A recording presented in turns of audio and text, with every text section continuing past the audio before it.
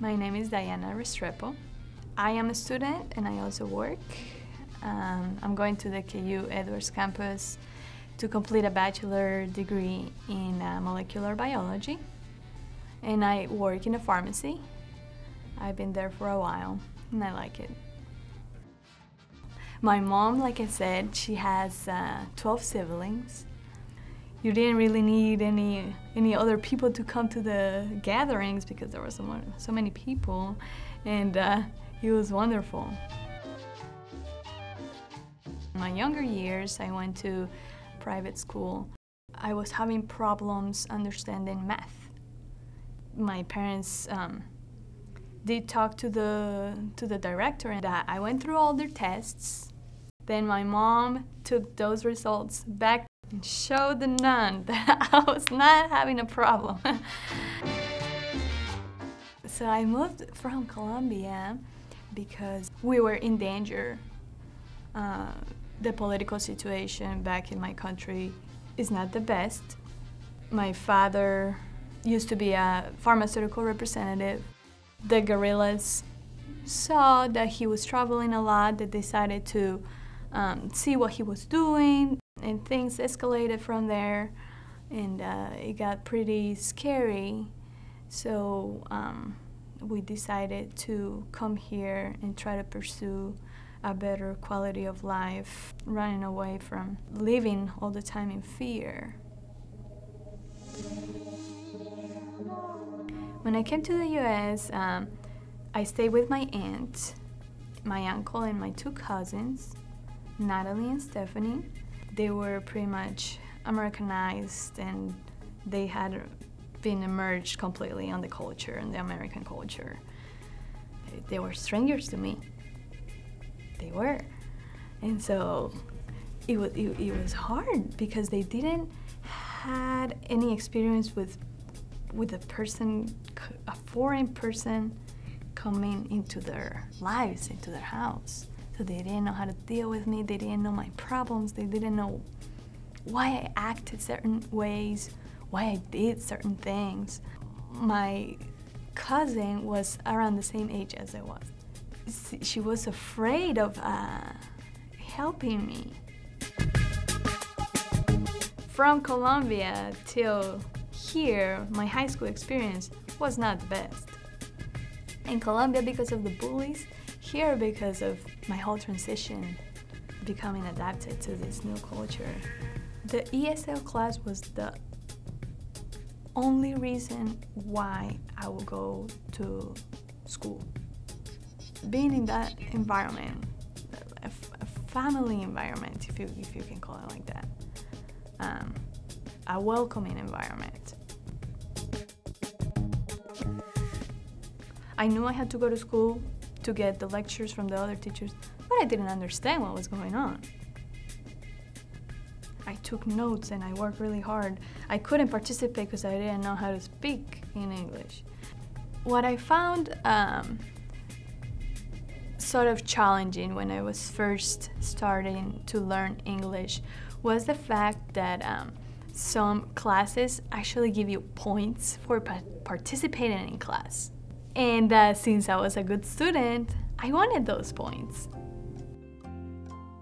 There was this history class, and some of the times we would play a game where he would throw questions at us. I didn't want to be left out. He did say, and he was looking straight at me, he did say, if you don't want to play, you don't have to play. But it was so, I mean, he actually said it out loud, so it's just like, okay, I don't want to be left out. I already feel like an outsider. I don't want to be left out of a simple game, too. So he asked the question, what group sings the Macarena? You know, baila tu cuerpo alegría. And I knew who it was, but when I processed the question, it was too late. And everybody was looking at me because they knew I knew. They knew I knew the question, the answer to the question, but I was just sitting there trying to figure out what the question was and trying to figure out how to put the answer in words. Since I'm very shy, I turned bright red, and then it was complete humiliation from then on. Well, I lost that question. And I felt so, after the class was done, I mean, I just felt like, this is just, I felt really, like you can't do certain things, and you can't, trying to fit in, and then going through situations like that, it just reassures you that this process is not easy. I love ESL, and I got a lot of friends from that experience and everything, but I was always taught that you always want to go forward.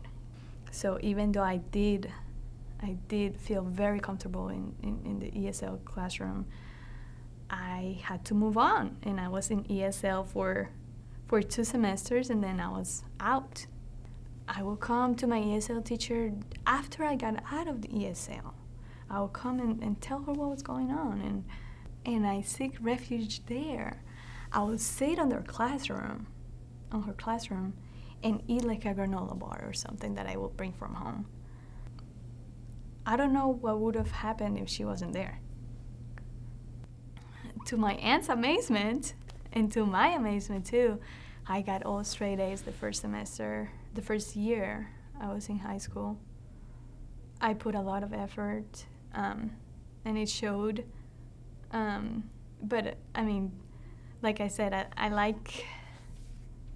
I'm a good student, and I just did whatever it took for me to get good grades. Now, for someone who is not like that, it could easily be,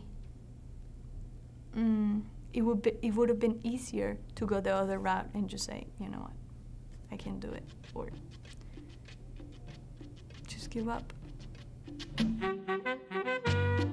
I think my English could be better if I didn't speak Spanish at home,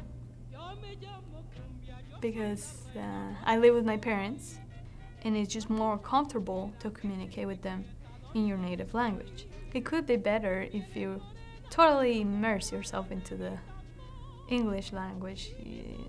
Now, some parents don't agree with that idea, and they raise their kids speaking English. But their culture, their grandparents, their parents, everybody else has a different culture, and they should be touched by that culture in one way or another. It's just sad to lose all those precious moments and traditions that should not be lost in the transition here. I feel responsible for my family's success here in the US, being so that I'm the one who's most exposed to this culture and who has somewhat of a leadership role. It is a lot of hard work. You're not a regular high school student.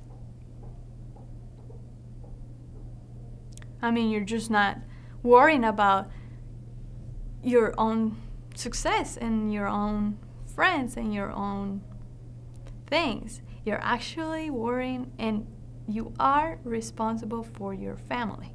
It's wonderful, but at the same time, I cannot focus 100% on my future and my plans. What really helped me through my college career that I learned in ESL was essay writing skills. I'm proud of all the effort that I put into those writings. And it's rewarding when you have hey, I got a better grade than the American kid right next to me. Yes, I had rough times, and yes, You know, I cried a lot. But I'm here and I can speak English now. Not perfect, but I can. I think hard times really make you grow.